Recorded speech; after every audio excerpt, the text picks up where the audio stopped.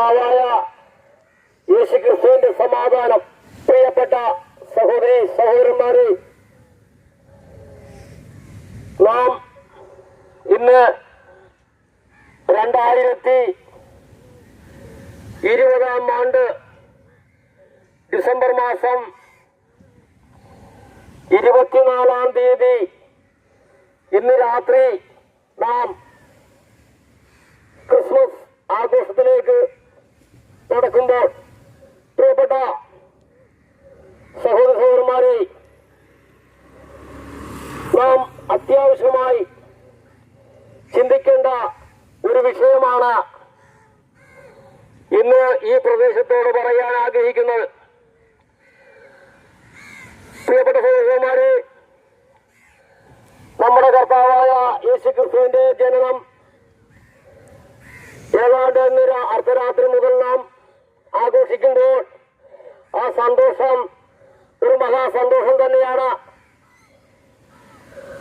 ലൂക്കോസ് സുവിശേഷം 2-ാം അധ്യായത്തിൽ എഴുതിയിരിക്കുന്നത് ഇങ്ങനെയാണ്: സർവ്വജനത്തിനും ഉണ്ടാകുവാനുള്ള ഒരു മഹാസന്തോഷം ദാവീദിന്റെ പട്ടണത്തിൽ നിങ്ങൾക്കായി ജനിച്ചിരിക്കുന്നു. പ്രിയപ്പെട്ട സഹോദരന്മാരെ, അത് സർവ്വലോകത്തിലുള്ള എല്ലാ ജനങ്ങൾക്കും ഒരു മഹാസന്തോഷം തന്നെയാണ്. കാരണം ഈ നമ്മുടെ കർത്താവായ യേശു വ്യക്തമായി നാം ചിന്തിക്കേണ്ടത്, യേശു ആരാണ്? പിതാവായ ദൈവത്തിന്റെ മടിയിലിരിക്കുന്ന തന്റെ ഏകജാതനായ പുത്രൻ അനാദികാലങ്ങൾക്ക് മുമ്പ് ആകാശവും ഭൂമിയും സൃഷ്ടിക്കുന്നതിന് മുമ്പ് പിതാവായ ദൈവത്തിന്റെ മടിയിലിരിക്കുന്ന തന്റെ ഏകജാതനായ പുത്രൻ ശരീരമെടുത്ത് ഒരു മനുഷ്യനായി അവതരിക്കുകയാണ് ചെയ്ത്. പ്രിയപ്പെട്ടവരെ, നാം ഒന്ന് മനസ്സിലാക്കണം, സ്വർഗത്തിൽ പിതാവിന്റെ മടിയിലിരിക്കുമ്പോൾ അവിടെ എല്ലാ മഹത്വത്തിനും യോഗ്യനായിരുന്നു. സകല മഹത്വത്തിനും യോഗ്യനായവൻ എല്ലാ മഹത്വവും വെടിഞ്ഞ് അവിടെ ഉണ്ടായിരുന്ന എല്ലാ സ്വത്രം ശ്രേഷ്ഠതയും വെടിഞ്ഞ് ഈ താണലോകത്തിലേക്ക് വന്നത് നമ്മളെ രക്ഷിക്കുവാൻ വേണ്ടിയാണ്. ആദാമിന്റെ പാപം മൂലം ഭൂമിയിൽ ജനിക്കുന്ന സകല മനുഷ്യരും പാപികളായി തീർന്നു. അങ്ങനെ പാപികളായി തീർന്ന മനുഷ്യന്റെ പാപങ്ങളെല്ലാം പെരുകി ആകാശത്തോളം പാപം പെരുകി എത്തിയപ്പോൾ സ്വർഗത്തിലെ ദൈവം മനുഷ്യനോടുള്ള ദൈവ സ്നേഹത്തെ പ്രദർശിപ്പിക്കുകയാണ് ചെയ്തത്. പ്രിയപ്പെട്ടവരെ, ആ ക്രിസ്തു ശരീരമെടുത്ത് ഒരു മനുഷ്യനായി ഈ ഭൂമിയിൽ വെറും കാലിത്തൊഴുത്തിൽ സത്രത്തിൽ പോലും സ്ഥലമില്ല എന്നാണ് പറഞ്ഞത്. എന്നാൽ ഒരു കാലിത്തൊഴുത്തിൽ ജനിച്ച് അവിടുന്ന് വളർന്ന് 30 വയസ്സ് പ്രായത്തോളം മാതാപിതാക്കന്മാർക്ക് കീഴ്പ്പെട്ടിരുന്ന് 30-ാമത്തെ വയസ്സിൽ താൻ യോർദാൻ നദിയിൽ സ്നാനമേറ്റ് തന്റെ പ്രവൃത്തി ആരംഭിച്ചു. പ്രിയപ്പെട്ട സഹോദരന്മാരെ, നാം ഒന്ന് മനസ്സിലാക്കണം, കടലോരത്ത് വന്ന് യേശു തന്റെ ശിഷ്യന്മാരെ 12 പേരെയും തിരഞ്ഞെടുത്തു. അവരോട് പറഞ്ഞത്, പ്രിയപ്പെട്ട സഹോദരി സഹോദരന്മാരെ, നിങ്ങൾ ഇന്നു മുതൽ മനുഷ്യരെ പിടിക്കുന്നവരാകുമെന്നാണ് അവരോട് പറഞ്ഞത്. അങ്ങനെ അവരെല്ലാവരും പടക് വിട്ട് വള്ളവും വരവും വിട്ട് അപ്പനെയും വിട്ട് അവർ യേശുവിന്റെ പിന്നാലെ പോയി. അങ്ങനെ യേശു പഠിപ്പിക്കുന്നതെല്ലാം അവർ കേട്ട് പഠിച്ച് അവരെ ലോകത്തിന്റെ ഗുരുക്കന്മാരാക്കി തീർക്കും.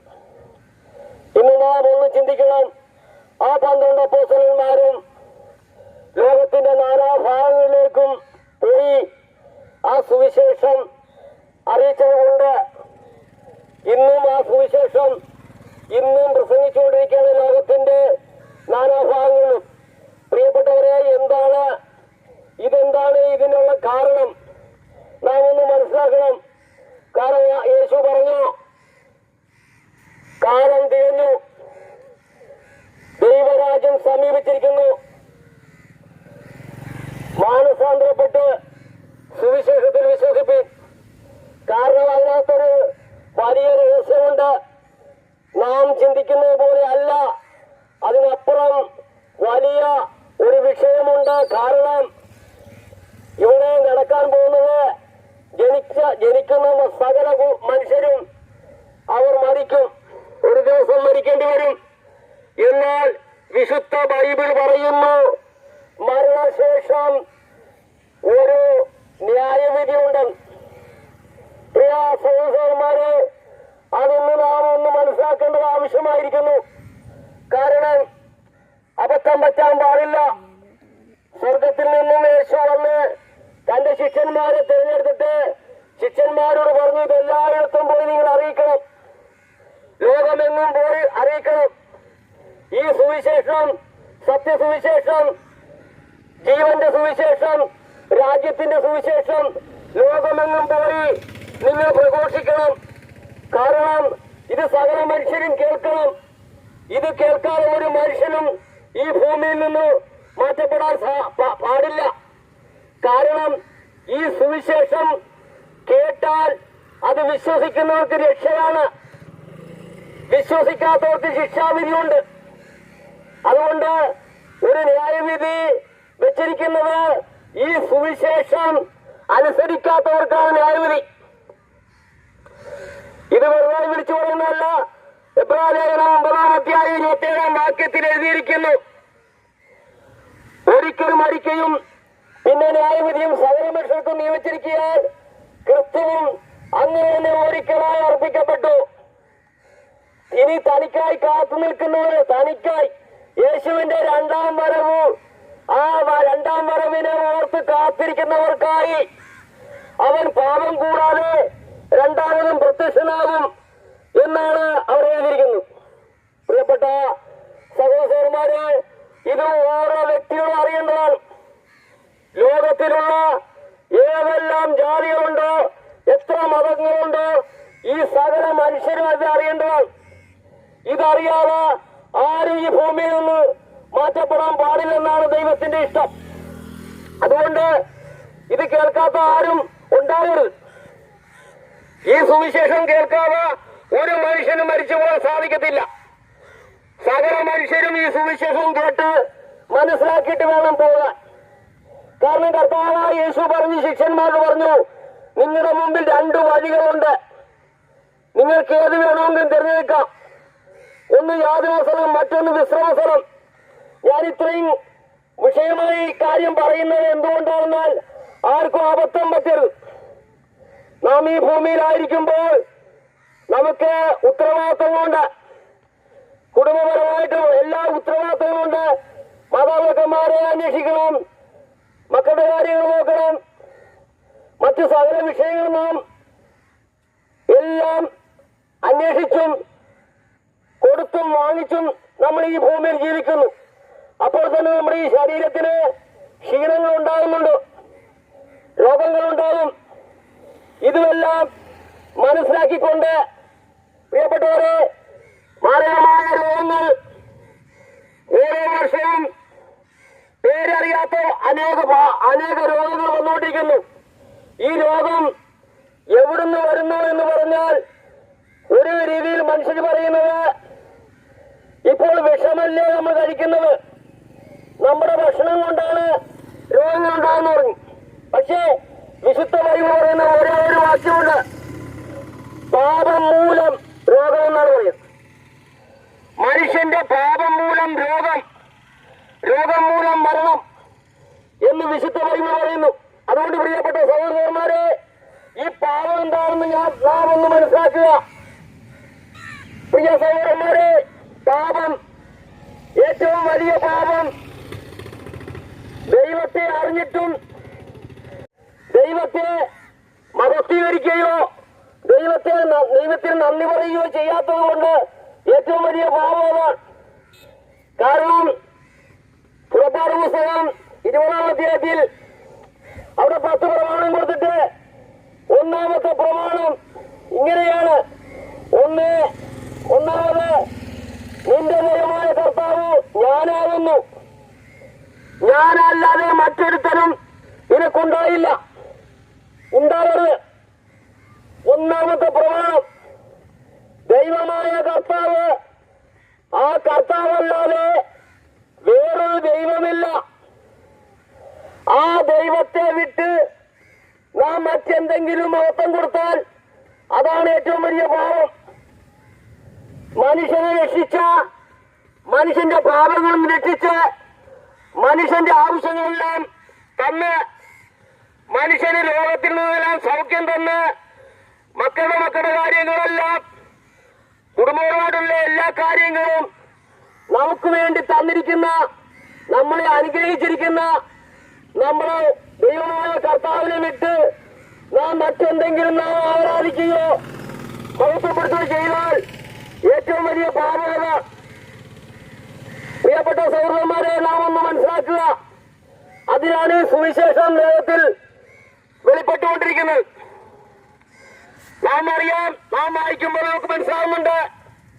നഫ്താലി ദേശവും സെബൂലൂൻ ദേശവും ഇരുട്ടിരുന്ന ജനം യേശു ചെന്നപ്പോൾ അവിടെ വെളിച്ചം വന്നു. ഇരുട്ടിലിരുന്നത് മനുഷ്യൻ, ജനം യേശു കടന്നു വന്നപ്പോൾ അവിടെ വെളിച്ചമുണ്ടായി. അതുപോലെ യേശു ക്രിസ്തുവിന്റെ സുവിശേഷം പ്രസംഗിക്കുന്ന ഇടം, അത് വിശ്വസിക്കുന്നവർക്ക് വെളിച്ചമുണ്ടാവും. യേശു പറഞ്ഞത്, നിങ്ങൾ വെളിച്ചത്തിൽ നടക്കണമെന്ന്. ഞാൻ വെളിച്ചത്തിൽ ഇരിക്കുന്നത് പോലെ നിങ്ങൾ വെളിച്ചത്തിൽ നടപ്പിൻ. കാരണം അന്ധകാരത്തിൽ നിന്നും തന്റെ അത്ഭുത പ്രകാശത്തിലേക്ക് നമ്മളെ വിളിച്ചവന്റെ സൽഗുണങ്ങളെ ഘോഷിപ്പാൻ തക്കവണ്ണം തിരഞ്ഞെടുക്കപ്പെട്ട ഒരു ജാതിയും രാജകീയ പുരോഹിതവർഗവും വിശുദ്ധ വംശവും സ്വന്തം ജനവുമെന്നാണ് അപ്പോസ്തലനായ പത്രോസ് എഴുതിയിരിക്കുന്നത്. പ്രിയപ്പെട്ടവരെ, അത് നാം ഈ ലോകത്തോട് നാം സംസാരിക്കേണ്ടവരാണ്. നമ്മൾ അതിനു വേണ്ടിയാണ് ഇവിടെ ആക്കി വെച്ചിരിക്കുന്നത്. ഈ ഭൂമിയിലായിരിക്കുന്ന നമ്മളെ ആക്കി വെച്ചത് നാം ഒന്ന് മനസ്സിലാക്കണം. നമ്മുടെ രാജ്യത്തിന്റെ ഒരു അംബാസിഡർ പാകിസ്ഥാനിലോ അമേരിക്കയിലോ ഇംഗ്ലണ്ടിലോ എവിടെയായിരുന്നാലും അവൻ ഈ ഇന്ത്യയുടെ കാര്യം പോകാൻ വേണ്ടിയാണ് അവനാക്കി വെച്ചിരിക്കുന്നത്. അതേപോലെ സ്വർഗസ്ഥനായ പിതാവ് നമ്മളെ സൃഷ്ടിച്ചത് ഈ ഭൂമിയിൽ ആ സ്വർഗത്തെക്കുറിച്ചും ആ ദൈവത്തെക്കുറിച്ചും അവന്റെ പുത്രനായ യേശുക്രിസ്തുവിനെ കുറിച്ചും പറയുവാണ്. ഇതിനാണ് നാം ഇവിടെ ആക്കിയിരിക്കുന്നത്. നമ്മളെ ഈ ഭൂമിയിൽ ആക്കി വെച്ചിരിക്കുന്നത് അതിനാണ്. അതുകൊണ്ടാണ് വചനം പറയുന്നത്, ഏറിയാൽ 70 അല്ലെങ്കിൽ 80. പ്രിയപ്പെട്ടവരെ, ഈ പ്രായത്തിനുള്ളിൽ നാം നമ്മുടെ കർത്താവായ യേശുവിനെ അറിയണം. മനുഷ്യന്റെ ചെറുപ്പകാലത്തിൽ നാം പലതും നാം ചെയ്യും. പക്ഷേ അതെല്ലാം സർവശക്തനായ ദൈവം ക്ഷമിക്കും. ദൈവം ക്ഷമിക്കുന്ന ദൈവമാണ്. മനുഷ്യന്റെ ഏത് പാപവും ദൈവം ക്ഷമിക്കും. ദൈവം സ്നേഹവാനാണ്. ദൈവം സ്നേഹവാനല്ലാതെ ദൈവം നമ്മളെ ഉപദ്രവിക്കുന്ന ദൈവമല്ല. നമ്മുടെ ദൈവം കരുണയുള്ളവനാണ്. നമ്മുടെ ദൈവം മനസ്സലിവുള്ളവനാണ്. നമ്മുടെ ദൈവം ദീർഘക്ഷമയുള്ളവനാണ്. ഒരു പാപം ചെയ്യുമെന്ന് വിചാരിച്ച് ഉടനെ തന്നെ തകർത്ത് കളയുന്ന ദൈവമല്ല നമ്മുടെ ദൈവം. ദൈവത്തിന്റെ സ്നേഹം, ആ മഹാസ്നേഹം എന്താണെന്ന് നാം മനസ്സിലാക്കിയാൽ നമുക്ക് മനസ്സിലാവും. റോമാലേഖനം 8-ാം അധ്യായത്തിൽ എഴുതി വച്ചിരിക്കുന്നു, സ്വന്തം പുത്രനെ ആദരിക്കാതെ നമുക്കെല്ലാവർക്കും വേണ്ടി ഏൽപ്പിച്ചു തന്നവൻ അവനോടുകൂടി സകലവും നൽകാതിരിക്കുമോ? പ്രിയപ്പെട്ടവരെ,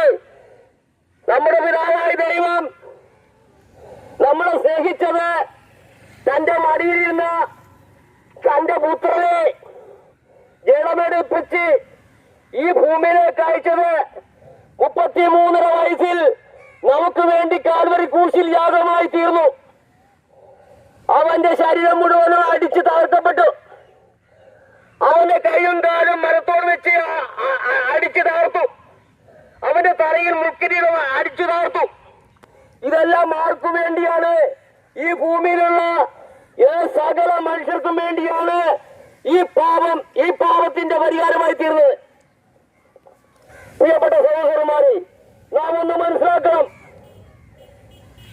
നമ്മളെ രക്ഷിക്കാൻ ഇവിടെ ആരുമില്ല. ഒരു മനുഷ്യനും നമ്മളെ രക്ഷിക്കാൻ സാധിക്കത്തില്ല. ഒരു മതങ്ങൾക്കും നമ്മളെ രക്ഷിക്കാൻ സാധിക്കില്ല. പക്ഷെ യേശു പറയുന്നു, സ്നേഹിതന്മാർക്ക് വേണ്ടി ജീവനെ കൊടുക്കുന്നതിലും അധികമുള്ള സ്നേഹം മറ്റാർക്കുമില്ല. പ്രിയപ്പെട്ട സഹോദരന്മാരെ, നാം ഒന്ന് മനസ്സിലാക്കണം, സ്നേഹിതന്മാർക്ക് വേണ്ടി ജീവനെ കൊടുക്കുന്നതിലും മറ്റ് ഒരു സ്നേഹവും വേറെയില്ലെന്ന്. ഇത് ജീവനോടെ ഇരിക്കുമ്പോൾ, ശരീരത്തിലിരിക്കുമ്പോൾ പറഞ്ഞതുപോലെ തന്നെ അങ്ങനെ തന്നെ ചെയ്തു. സ്വതം എന്നിട്ട് ക്രൂശിൽ കിടന്നുകൊണ്ട് പറയുകയാണ്, സകലവും നിവർത്തിയായെന്ന്. കാരണം തന്നെ അയച്ച കാര്യങ്ങളെല്ലാം നിവർത്തിച്ചെന്നാണ് പറയുന്നത്. അപ്പോൾ തന്നെ പറയുന്നു, ക്രൂശിച്ച ആ ജനത്തെ നോക്കിക്കൊണ്ട് പറയുകയാണ്, പിതാവേ പിതാവേ ഇവർ ചെയ്യുന്നത് എന്തെന്ന് ഇവർ അറിയുന്നില്ല. ആരെ കൊണ്ട് സാധിക്കും സഹോദരന്മാരെ? ഈ ലോകത്തിൽ ആരെ കൊണ്ട് സാധിക്കും? മറ്റാരെ കൊണ്ട് സാധിക്കും? നമ്മുടെ കരുണയുള്ള കർത്താവ്, നമ്മുടെ സ്നേഹവാനായ കർത്താവ്, ഇതുപോലൊരു കർത്താവിനെ നമുക്ക് ലോകത്തിൽ കാണാൻ സാധിക്കുമോ? ആ കർത്താവ് നമുക്ക് വേണ്ടി മരിച്ച് അടക്കപ്പെട്ട് കല്ലറയിൽ മൂടി ആ ഉറപ്പും വെച്ചു, മുദ്ര വെച്ച്, കല്ലുകൊണ്ട് മുദ്ര വെച്ച് ഉറപ്പിച്ചു. പടയാളികളെയും നിർത്തി. പ്രിയപ്പെട്ടവരെ, അവിടെ എന്ത് സംഭവിച്ചു? ജീവിച്ചിരുന്നപ്പോൾ പറഞ്ഞു, ഈ മന്ദിരം പൊളിപ്പിൻ. ഏത് മന്ദിരം? ഈ മന്ദിരം പൊളിപ്പിൻ. ഇത് 3 നാൾ കൊണ്ട് ഞാൻ പുതുക്കി പണിയുമെന്ന് പറഞ്ഞു ജീവിച്ചിരുന്നപ്പോ. പ്രിയപ്പെട്ടവരെ, ഇതുപോലെ ആരെ കൊണ്ട് പറയാൻ സാധിക്കും? ജീവിച്ചിരുന്നപ്പോൾ പറയാണ്, ഈ മന്ദിരം പൊളിപ്പിൻ, ഇത് 3 നാൾ കൊണ്ട് ഞാൻ പുതുക്കി പണിയും. അതേപോലെ തന്നെ 3-ാം ദിവസം ഉയർത്ത് സ്വർഗത്തേക്ക് പോയി. വെറുതെ പോയില്ല. 40 ദിവസം തന്റെ ശിഷ്യന്മാർക്ക് പ്രത്യക്ഷപ്പെട്ടുകൊണ്ട് ദൈവരാജ്യത്തെ കുറിച്ചുള്ള മർമ്മങ്ങൾ പറഞ്ഞവരെ മനസ്സിലാക്കി 40-ാമത്തെ ദിവസം സ്വർഗത്തേക്ക് പോകാൻ പോകുമ്പോഴാണ് ശിഷ്യന്മാരെ വിളിച്ചിട്ട് പറഞ്ഞു, എന്നോട് കേട്ട പിതാവിന്റെ വാഗ്ദത്തത്തിനായി പോയി കാത്തിരിക്കണം. കാരണം ഞാനിപ്പോൾ പോകുകയാണ്. ഞാൻ പോയാൽ കാര്യസ്ഥനെ അയക്കും. പരിശുദ്ധാത്മാവെന്ന കാര്യസ്ഥൻ വരും. ആ പരിശുദ്ധാത്മാവിനെ നിങ്ങൾ പ്രാപിക്കണം. അതിന് പോയി കാത്തിരിക്കാൻ പോകും. പ്രിയ സഹോദരി സഹോദരന്മാരെ, നാം ഒന്ന് മനസ്സിലാക്കുന്നതാ.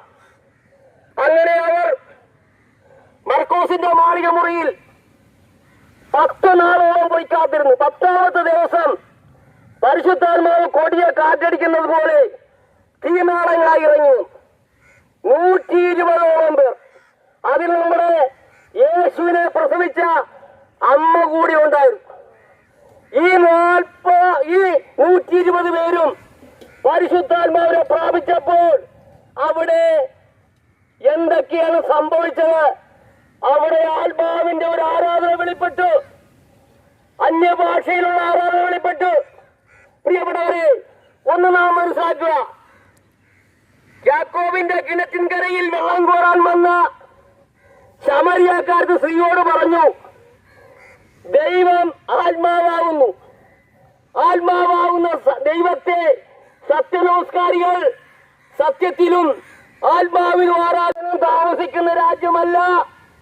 അവിടെ കോടാനകോടി ജനം താമസിക്കുവാനുള്ള ഒരു വലിയ രാജ്യം ഉണ്ട്.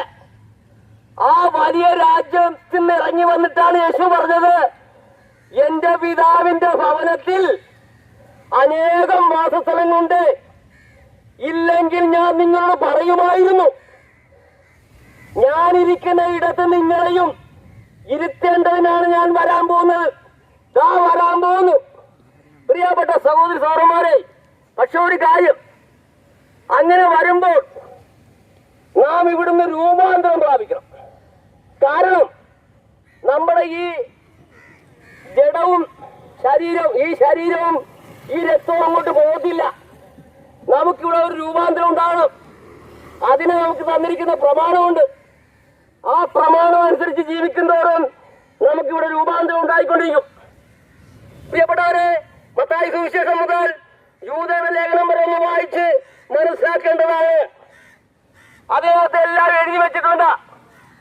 ഭാവിയിൽ നടക്കാൻ പോകുന്ന സംഭവങ്ങളെല്ലാം എഴുതി വെച്ചിട്ടുണ്ട്.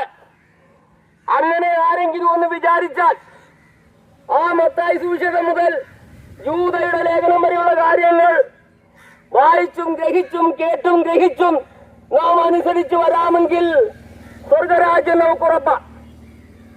ഒട്ടും മാറ്റമില്ല. യേശു നമ്മളെ കൊണ്ടുപോകുക തന്നെ ചെയ്യും. അതുകൊണ്ട് കർത്താവ് ഭൂമിയിലേക്ക് നോക്കിക്കൊണ്ടിരിക്കുകയാണ്. ഇപ്പോൾ ഇവിടെ എന്തൊക്കെ നടക്കുന്നുണ്ട്, ആരെല്ലാം രക്ഷിക്കപ്പെട്ടുകൊണ്ടിരിക്കുന്നുണ്ട്. കർത്താവ് രക്ഷിക്കപ്പെടുന്നവരെ ദിനം പ്രതി സഭയോട് ചേർത്തുകൊണ്ടിരിക്കുകയാണെന്നാണ് എഴുതിയിരിക്കുന്നത്. അതുകൊണ്ട് സഹോദരി സഹോദരന്മാരെ, നാം ഒന്ന് മനസ്സിലാക്കുക, കർത്താവിന്റെ വരവ് അത്രയും ആസന്നമായി. ഇനി ഒട്ടും സമയമില്ല നമ്മുടെ മുമ്പിൽ. ലോക സംഭവങ്ങളെല്ലാം വിളിച്ചു പറയുന്നു. അതൊരു ഈറ്റുനോവിന്റെ ആരംഭമെന്നാണ് വചനം പറയുന്നത്. അതുകൊണ്ട് എത്രയും വേഗം നാം ഒരുങ്ങി കർത്താവിന് വേണ്ടി കാത്തിരിക്കേണ്ടവരാണ്. അതുകൊണ്ട് ഇതൊരു അറിയിപ്പായി ഓരോരുത്തരും ഏറ്റെടുക്കാവുന്ന കാര്യമേ ഉള്ളൂ. ഒന്നും കൊടുക്കണ്ട, ഒരു പൈസയും കൊടുക്കണ്ട, നമ്മുടെ വീട് വിറ്റാർക്കും കൊടുക്കണ്ട, ഒന്നും കൊടുക്കണ്ട. ഒന്ന് മാത്രം മതി, നമ്മുടെ ഹൃദയം കർത്താവിന് കൊടുത്താൽ മതി. നമ്മുടെ ഹൃദയമാണ് കർത്താവിന് കൊടുക്കേണ്ടത്. കാര്യം ഹൃദയത്തിലാണ് നാം വിശ്വസിക്കേണ്ടത്. ഹൃദയം കൊണ്ട് വിശ്വസിക്കുകയും അതരം കൊണ്ട് ഏറ്റുപറയും ചെയ്താൽ നീ രക്ഷിക്കപ്പെടും. പ്രിയപ്പെട്ടവരെ, നാം ഒന്ന് മനസ്സിലാക്കണം. അതുകൊണ്ട് എത്രയും കർത്താവിന്റെ വരെ എത്രയും ആസന്നമായി. ഇനിയൊന്നും നമ്മുടെ മുമ്പിലില്ല. നമുക്കിവിടെ ഇനി പ്രശ്നങ്ങൾ, പ്രതികൂലങ്ങളെല്ലാം വളരെ വളരെ പെരുകിക്കൊണ്ടിരിക്കും. കഴിഞ്ഞ 2000 വർഷം മുതൽ ഇങ്ങോട്ട് നോക്കിയാൽ അനേക സംഭവങ്ങൾ ലോകത്തിൽ നടന്നു. 2004 സുനാമി മുതൽ ഇങ്ങോട്ട് ഇവിടെ ഒന്നും സുഖമല്ല, പ്രശ്നങ്ങളാണ്, പ്രതിസന്ധികളാണ്. ഇനി എന്തൊക്കെ വരുമെന്ന് ആർക്കും പറയാൻ സാധിക്കത്തില്ല. അതൊക്കെ വരും. അതിനെല്ലാം തരണം ചെയ്ത് മുന്നോട്ട് പോകണമെങ്കിൽ ദൈവകൃപ മനുഷ്യന് ആവശ്യമാണ്. ദൈവകൃപയില്ലെങ്കിൽ മനുഷ്യന്റെ ജീവൻ തന്നെ അസാധ്യമാണ്. ദൈവകൃപ അത്യാവശ്യമായിട്ട് നമുക്ക് വേണ്ടതാണ്. അതുകൊണ്ട് മറ്റൊരുത്തനെയും രക്ഷയില്ല. നാം രക്ഷിക്കപ്പെടുവാൻ ആകാശത്തിന് കീഴിൽ ഭൂമിക്ക് മുകളിൽ മനുഷ്യരുടെ നൽകപ്പെട്ട വേറൊരു നാമമില്ല.